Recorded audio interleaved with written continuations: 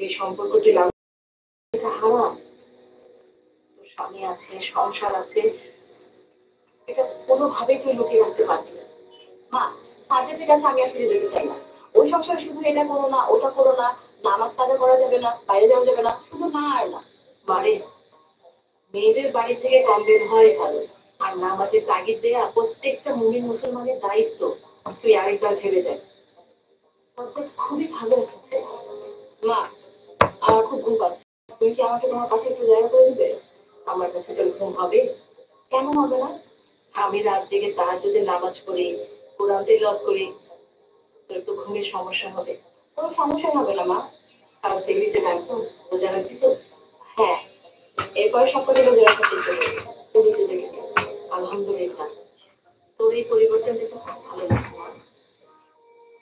এই, শুরু কর।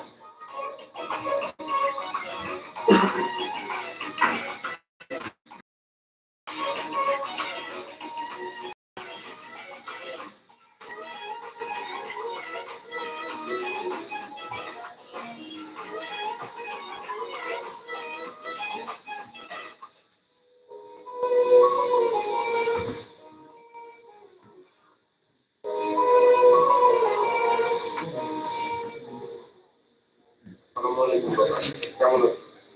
ওয়ালাইকুম আসসালাম। আছি, খুব ভালো আছি।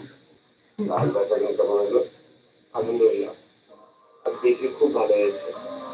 বেচা বিক্রি ভালো, মনও ভালো হয়েছে। जो बात करेगा आ जाओ।